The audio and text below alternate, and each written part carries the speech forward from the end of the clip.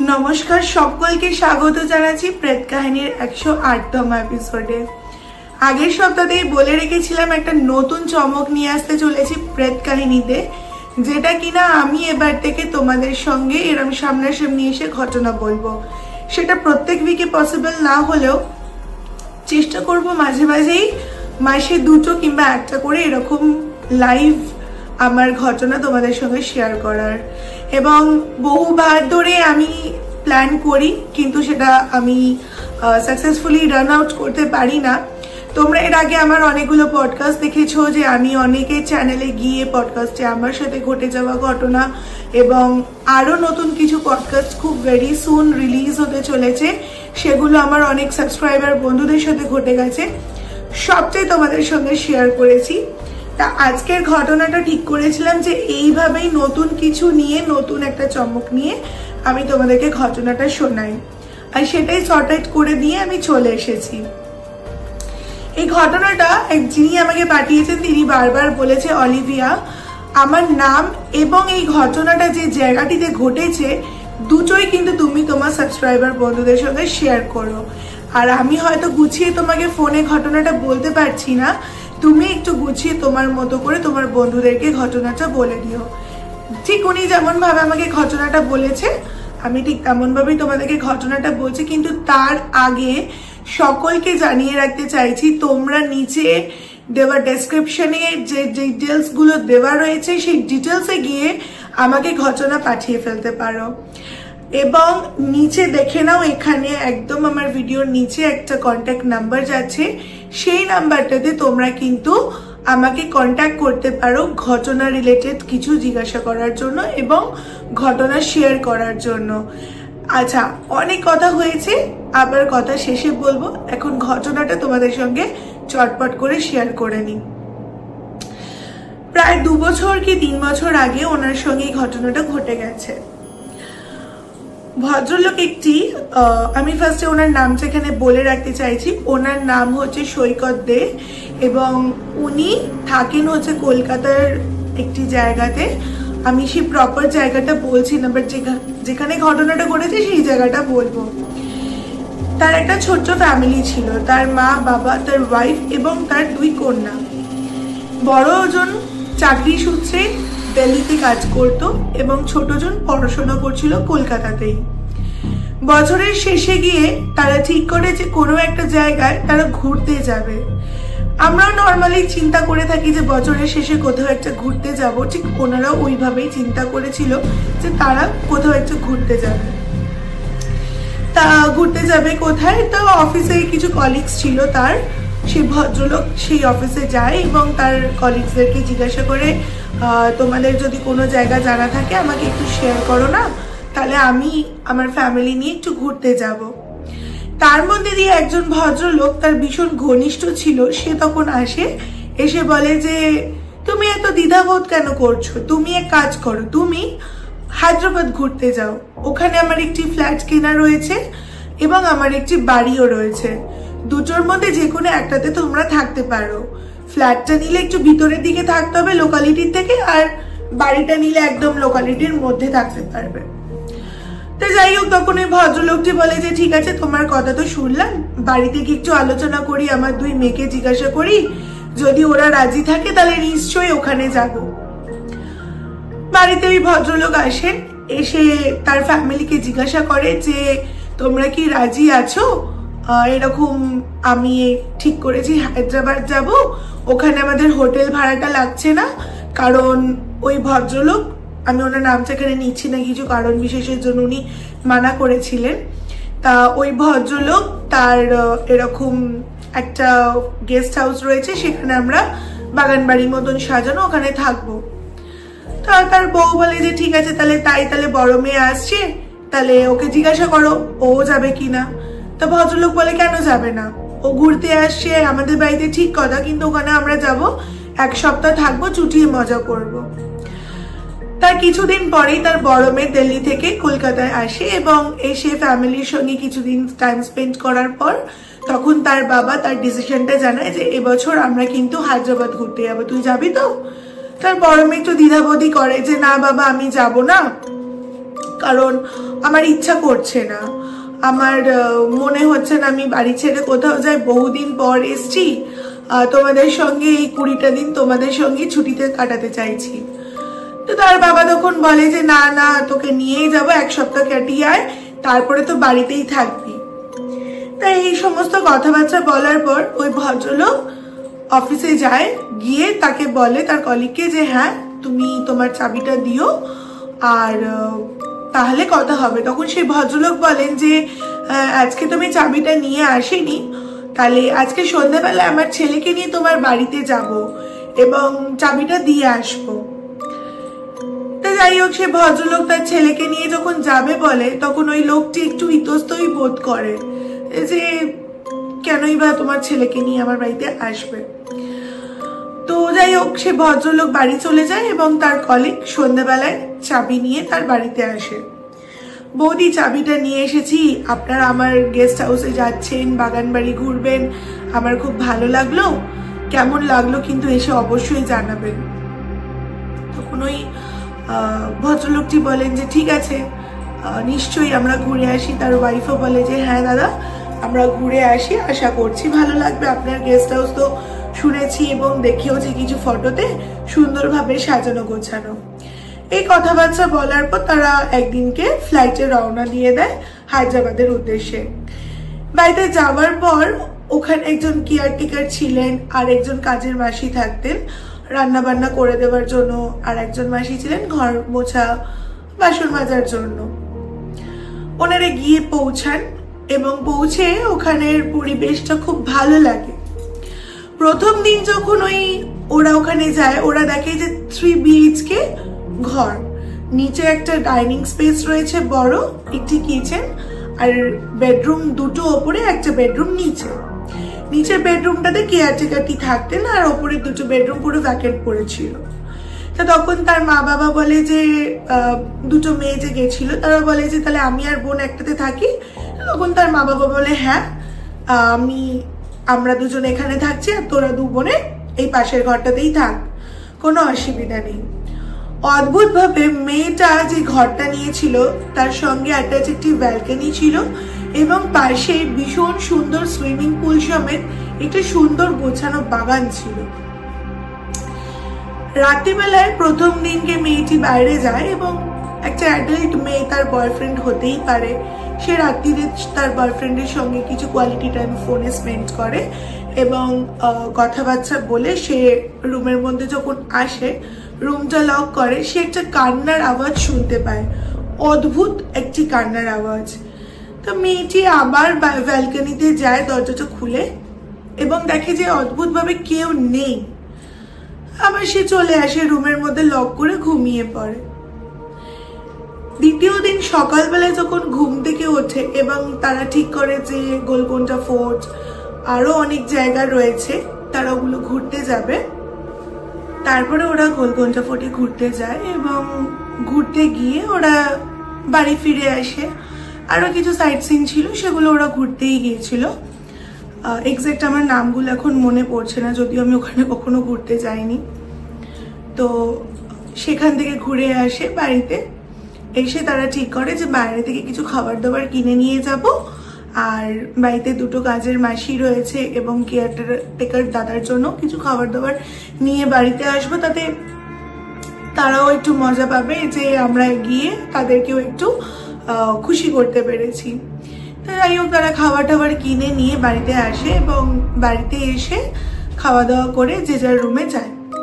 তো তখন তার মা বাবা বলে এই আমরা এইখানটাতে রয়েছে আমাদের ঘরেতে, তোদের যদি কিছু দরকার লাগে বলিস, আর তোরা যদি মনে করিস যে বাইরে কোথাও একটা গিয়ে ঘুরে আসবি তাহলে তোরা 2 বোন গিয়ে ঘুরে আয়, আমি আর তোর বাবা প্রচন্ড ক্লান্ত, আমরা যেতে পারছি না, তোরা যা। ছোট মেয়েটা যদিও বায়না করে, তো তোর দিদি বলে যে ঠিক আছে একটু পরেই যাবো, তুই দাঁড়া না, এই তো একটু আগে ঘুরে এসেছি, একটু রেস্ট নি, তারপর আমরা বেরোচ্ছি। তো বললে তার দিদি ঘরের ভেতর ঢুকে দরজাটা বন্ধ করে দেয়, আর বাচ্চা মেয়েটা নিচে যে সুন্দর ড্রয়িং রুমটা ছিল, ডাইনিং টেবিলটা ছিল, সেখানে বসে টিভি দেখে।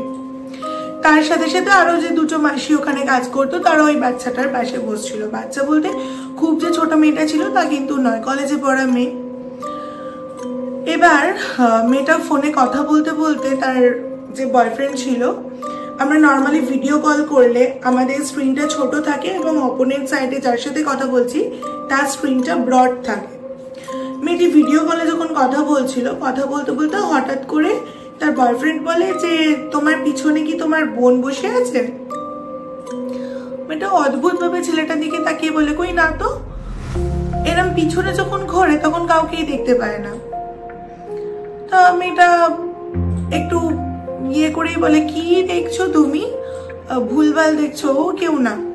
প্রথম দিন এইভাবেই কেটে যায়।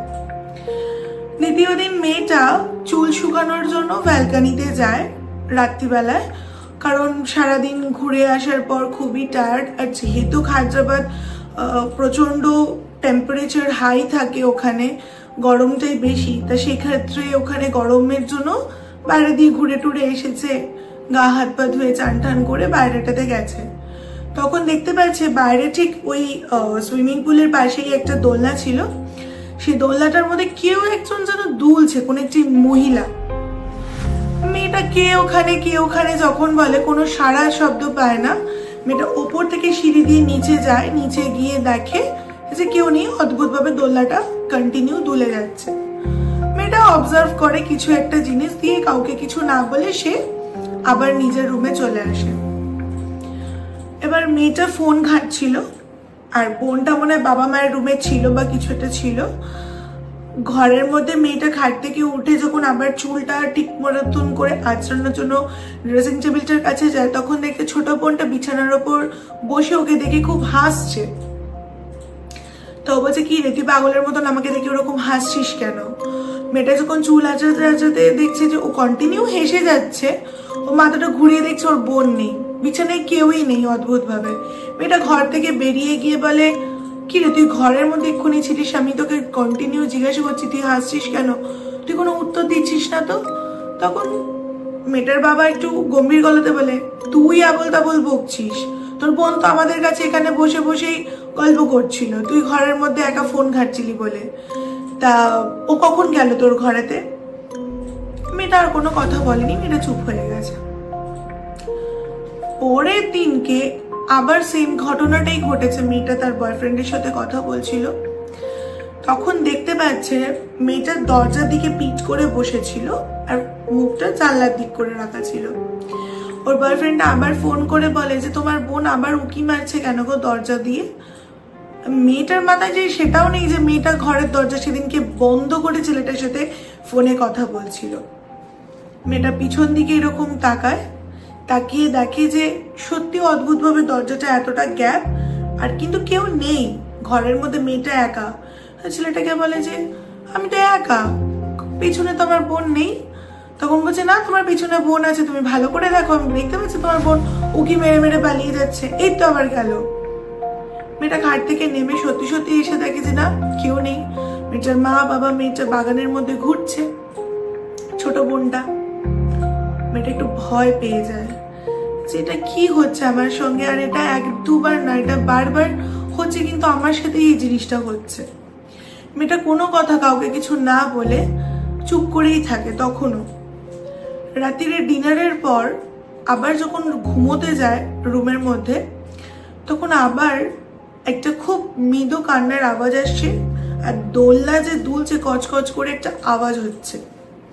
মেয়েটা ব্যালকনি থেকে উকি মেরে দেখে, আমি ঘটনাটা বলছি লিটারালি আমার গুজবাম্পস দিচ্ছে এখন বলছি।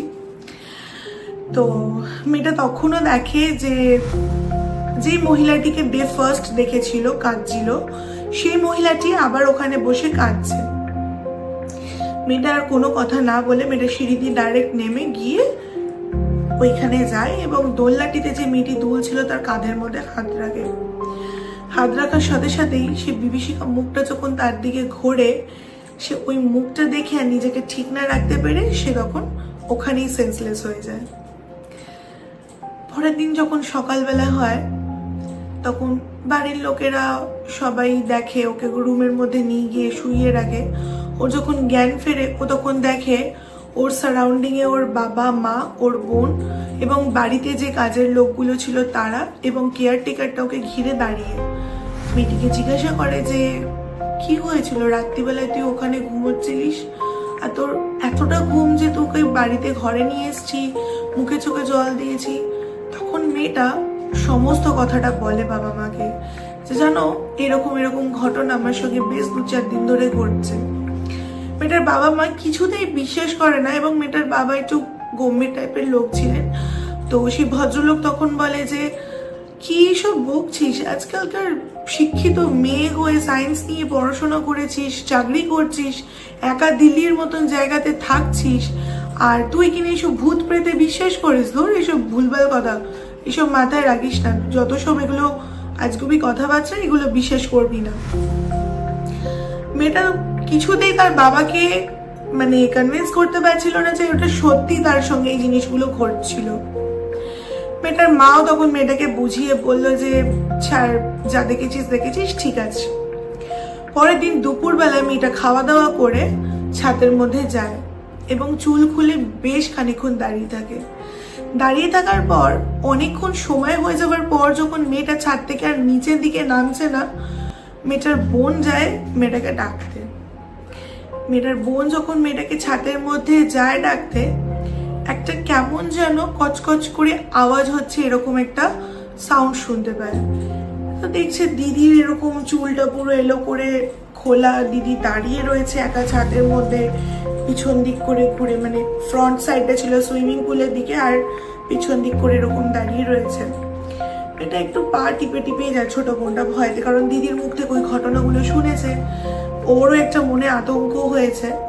ও আস্তে আস্তে আস্তে আস্তে আস্তে যায়, আর যত ও দিদির দিকে এগোচ্ছে ওই কচকচ করে সাউন্ডটা যেন আরো বাড়ছে। তখন ও সামনে যায়, গিয়ে দেখে ওর দিদি একটি বিড়ালকে মেরেছে এবং তার রক্তটা এরকম এরকম করে খাচ্ছে। মাংসর ঝোল যেমন মানুষ হাত চেটে খায় বা কোনো খাবার পছন্দ হলে যেমন চেটে চেটে খায়, ওই রকম ভাবে আঙুলটাকে চেটে চেটে খাচ্ছে। বোনটা ওই দৃশ্যটা দেখে বিভৎস ভয় পেয়ে গেছে। জেনারেলি আমরাও এরকম কিছু দেখলে ভয় পেয়ে যাবো, আটকে উঠবো। ও মা মা করে ডাকার আগে ওর দিদি ওর দিকে তেড়ে গেছে। এবার ওর বাবা দেখতে পাচ্ছে যে ছোট মেয়েটাকে ও ধাক্কা দিয়ে একদম ওপর থেকে নিচে ফেলবে, আর ওর বাবা নিচে দাঁড়িয়ে ওর বড় মেয়েকে বলছে কি করছিস কি করছিস। এবার ওর মা ভ্যাবাচাকা খেয়ে গেছে যে ওর বাবা এরকম অদ্ভুত ভাবে চিৎকার কেন করছে। কেয়ারটেকারটা কোনো কিছু না দেখে কেয়ারটেকারটা সিঁড়ি দিয়ে ওপরে উঠেছে যে কোনো রকমের যদি বড় মেয়েটাকে ধরা যায়। এবার কেয়ারটেকারটা একা গিয়ে যখন বড় মেয়েটাকে ধরতে গেছে, বড় মেয়েটার ছেলে ছিটকে ফেলে দিয়েছে কেয়ারটেকারটাকে। ছোট মেয়েটাকে কিছুতেই ছাড়ে না, তার গলা টিপে ধরেছে শেষমেশ। তখন কেয়ারটেকারটা কিছু একটা বুঝেছিল, সে আবার নিচে আসে। নিচে এসে ঘরে কিছু একটা বোতলে জল ছিল, সেই জলের বোতলটাকে নিয়ে ওপরে ছুটেছে, গিয়ে তার বড় মেয়েটার উপর ওটা ছিটিয়ে দিয়েছে। বড় মেয়েটা তখন না থতমত হয়ে, মানে যেন শরীর দিয়ে কিছু একটা বেরিয়ে গেল, এরকম ছিটকে দাঁড়িয়ে পড়েছে গলা ঠলা ছেড়ে দিয়ে। ওর মা ওর বাবা উপরে ছুটেছে, গিয়ে দেখছে যে বড় মেয়েটা যেন কেমন ভয়তে ঘাম দিচ্ছে, আর ছোট মেয়েটা তো কথাই আটকে গেছে দিদির ওরকম রূপ দেখে। আর বেড়ালটাও এইভাবে পড়ে রয়েছে, মরা বেড়ালটা। তার বেড়ালটাকে তারপরে যাই হোক ফেলে ঠেলে দিয়ে আসা হয়। তখন কাজের যে দুটো মাসি ছিল তারা তখন বলে যে এই সামনেই একটি লোক আছে যিনি এইসব নিয়ে কাজকর্ম করেন, আমার মনে হচ্ছে বৌদি একবার আপনি যান, গিয়ে একবার দেখিয়ে আসুন আপনার মেয়েকে, কারণ এটা কোনো সাধারণ ব্যাপার মনে হচ্ছে না। আর আপনার মেয়ে যখন আপনাকে এই কথাটা সেদিনকে বলেছিল আপনারা বিশ্বাস করেনি, তখন আমরাই বলা বলি করছিলাম যে এখানে নিশ্চয়ই কিছু একটা ব্যাপার হয়েছে, তাহলে এই মেয়েটি এরকম ভয় কেন পাবে আর অজ্ঞান হয়েই বা বাইরে ওরকম কেন পড়ে থাকবে। তা তার বাবা তখনও একটু অবিশ্বাস করছিল যে মেয়েটার হয়তো এটা হ্যালোসিনেশন হয়েছে, মেয়েটা এই বিষয়টা নিয়ে খুব ভাবনা চিন্তা করেছে, তাই তার বড় মেয়ে এরম করেছে। কিন্তু তা তো নয়, যত রাত বাড়ছে মেয়েটা যেন কেমন একটা হতে থাকছে আবারও। এবং রাত্রিবেলায় যখন ওর বোন ঘুমোয়, ও ওর বোনের বুকের ওপর বসে আবারও গলা টিপতে যায়। তখন পাশ থেকে ওর মায়ের মন জেনারেলি যেটা হয়, তখন তার মা ভাবে যে না একবার গিয়ে দেখে আসি তো দুটো মেয়ে ঠিক আছে কিনা। যখন রুমের দরজাটা খোলে তখন দেখে যে আবার ছোট মেয়েকে ওরকম, তখন ওর মা চিৎকার করে সবাইকে ডাকে, এবার কোনো মতে বড় মেয়েটাকে ছিটকে ফেলে দেয় এবং ছোট মেয়েটাকে ওখান থেকে সরিয়ে দেয়। এবার বড় মেয়েটাকে ওই রাত্রিবেলাতে চেষ্টা করছিল যে ওখান থেকে যার বাড়িতে নিয়ে যাওয়ার কথা বলেছিল সেখানে নিয়ে যাওয়ার জন্য, কিন্তু বড় মেয়েটা কিছুতেই রাজি হচ্ছে না যে সে যাবে এবং তাকে ওখানে নিয়ে যাওয়া হবে বলে, যেটা নর্মালি হয়ে থাকে। কোনো রকমের মেয়েটিকে ওইখান থেকে নিয়ে ওই লোকটির বাড়িতে যায়। তখন মেয়েটা বারবার বলে যে না আমি ঢুকবো না, এবং ও যে মেয়েটিকে পজেস্ট করেছিল মানে বড় মেয়েটাকে, তার তখন নিজের গলা বেরোচ্ছিল না, তখন ওই ডুয়েল টোনে মানে একটু ভারীকে গলা হয়ে গেছিল এবং সেই গলায় বলছিল যে আমি যাব না, আমি ওকে ছাড়বো না। তো যাই হোক, তখন এই ভিতর থেকে লোকটা আসে, এসে বলে যে ঠিক আছে তোকে যেতে হবে না, তুই আয় আমার সাথে আয়। না আমি যাবো না, আমি গেলেই তুই আমাকে তাড়িয়ে দিবি। তো সেই লোকটা বলে যে না তোকে তাড়াবো না, তুই আয় না। তো যাই হোক, উনি কিছু মন্ত্র পাঠ করেন, কিছু যজ্ঞ করে, মেয়েটাকে ওখান থেকে সুস্থ করে তোলে এবং সেখানে একটি সরার মধ্যে জল রাখে এবং জল রেখে বলে যে দেখবে কে এই কাজটা করেছে, এটা প্রেত চালান করেছে তোমার মেয়ের প্রতি। সবাই অবাক হয়ে গিয়ে বলে প্রেত চালান, এটা কেন করবে, এটা তো কে বা করবে এরকম। বাবাটা জেনারেলি একটু অবাকই হয়ে গেছে, প্রেত চালানটা আবার কি জিনিস। মাটা ভয় পেয়ে গেছে, বোনটাও ভয় পাচ্ছে, দিদির কাছে যেতে চাইছে না। তো তখন বলে যে দেখো সরাতে আমি দেখাচ্ছি কে করে। অদ্ভুত ভাবে তখন দেখতে পায় যেই লোকটি ওদেরকে তার নিজের গেস্ট হাউস দিয়েছিল থাকবার জন্য, সেই লোকটি সেই কাজটি করেছে ওই মেয়েটির প্রতি। কেন করেছে? কারণ ওই লোকটি, তখন ওর বাবা বলছে তাহলে কি এই জন্য করেছে? তো তখন ওর মা বলবে কি জন্য? তখন ওই ভদ্রলোকটি বলে যে আজ থেকে বেশ কিছু মাস আগে ও আমাকে খালি জিজ্ঞাসা করতো যে তোমার বড় মেয়েকে আমার ছেলের সঙ্গে বিয়ে দেবে কিনা। আর ওর ছেলেটা একদম বাজে হয়ে গিয়েছিল, বকাটে হয়ে গেছিল, মদ বিড়ি সিগারেট গাঁজা সমস্ত জিনিস খাওয়া দাওয়া করতো। আর বাবা মা বলে মান্যতাই করতো না। আমি বলেছিলাম যে না তোমার ছেলের সঙ্গে আমার মেয়েকে আমি বিয়ে দেবো না, আমার মেয়ে শিক্ষিত মেয়ে, চাকরি বাকরি করছে, ওর অনেক ভালো জায়গায় বিয়ে হবে, তোমার ছেলে যদি ভদ্র হতো নিশ্চয়ই আমি এখানে কথা ফেলতে পারতাম, কিন্তু না, এখানে কথা বলাটা ঠিক হবে না। তো তার জন্যই কি ওই কাজটা করলো। তো যাই হোক, ওই জিনিসটা কাটিয়ে দেওয়ার পর তারা তো আর ওখানে একদিনও থাকেনি, মেয়েটাকে নিয়ে তারা বাড়িতে ফেরত যায় এবং যাওয়ার পর ওই লোকটা বলেছিল যে দেখবে ওই লোকটা তোমাকে জিজ্ঞাসা করে যে তোমার বড় মেয়ে কেমন আছে, প্রথমেই জিজ্ঞাসা করবে। ঠিক তাই ওই অদ্ভুত ভাবে ওই লোকটি মানে তার কলিগটি তাকে জিজ্ঞাসা করে ভদ্রলোককে যে তোমাদের ফ্যামিলিতে সবাই ভালো আছে, সুস্থ আছে তো? তো ওই লোকটি বলে হ্যাঁ, কেন কি খারাপ হবে, না বড় মেয়ে কেমন আছে? তখন ওই লোকটির আর বুঝতে এইটুকুও বাকি ছিল না যে সেই এই কাজটা করেছিল তার বড় মেয়েকে তার ছেলের সঙ্গে যেহেতু বিয়ে দেয়নি, সেই হিংসাতে বা সেই রাগেতে তার মেয়েকে এইরকম একটা নোংরা প্রেত চালান কাজের মধ্যে যুক্ত করেছিল। এটাই ছিল তার ঘটনা। থ্যাংক ইউ দাদা, এত সুন্দর একটা ঘটনা আমাদের প্রেত কাহিনীতে শেয়ার করলেন। আর খুবই দুঃখ লাগলো যে মানুষ রাগে বা ক্ষোভে পড়ে কত কিছুই না করতে পারে, এটা যদি মানুষের সাথে না ঘটে তারা এটা বিশ্বাস করতে চায় না। আর আপনার মেয়ের সঙ্গে এই ঘটনাটা ঘটেছে, আপনি সেটা স্বচক্ষে নিজে দেখেছেন। তো একটাই কথা বলবো, মেয়েকে সাবধানে রাখবেন। আর প্রত্যেককে একটাই কথা বলবো যে এই সমস্ত মানুষদের থেকে একটু দূরে থাকাই ভালো যারা পরের ক্ষতি করে। এবার সেটা নিজেদের লোকরাই বেশি করে, আমি বারবার বলি, কারণ আমারও সঙ্গে এরকম বহু এক্সপিরিয়েন্স ঘটেছে বা আমার চ্যানেলে এরকম আগে অনেক রকম ডিফারেন্ট ঘটনা আমি পেয়েছি যেখানে নিজেদের লোকরাই তার বাড়িতে এরকম ক্ষতি করে, বিয়ের ব্যাপার হোক বা টাকা পয়সার জন্য হোক, এই সমস্ত ব্ল্যাক ম্যাজিক রিলেটেড কাজ। তো থ্যাংক ইউ এভরিওয়ান সকলকে।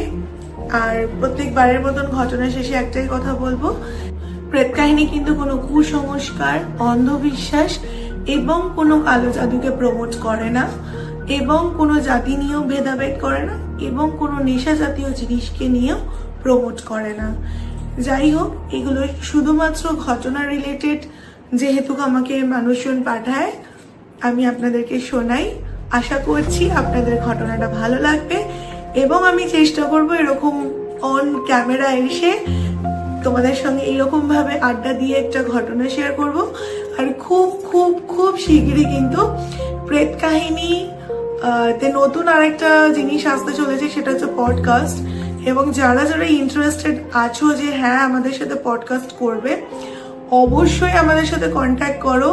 আমাদের জানুয়ারি থেকে কিন্তু পডকাস্টের জন্য আমরা একটা নতুন রেজলিউশন নিয়েই রেখে দিয়েছি যে জানুয়ারি থেকে আমাদের পডকাস্ট একটা নতুন কিছু শুরু হচ্ছে।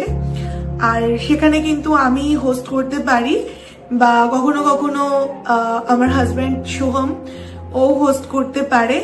আর তোমরা এখনো অব্দি যারা শর্টস চ্যানেলটা সাবস্ক্রাইব করোনি, প্রেত কাহিনী শর্টস উইথ শুভম, সেখানে চটপট করে চলে যাও এবং প্রেত কাহিনী শর্টস উইথ শুভমে ওর সমস্ত ধরনের মোরাল স্টোরি এবং মোরাল কিছু জিনিস তোমরা জানতে পারবে যে কোথা থেকে গিয়ে কি মানুষের ক্ষতি হতে পারে আর কি থেকে আমরা সাবধানতা বজায় থাকতে পারি।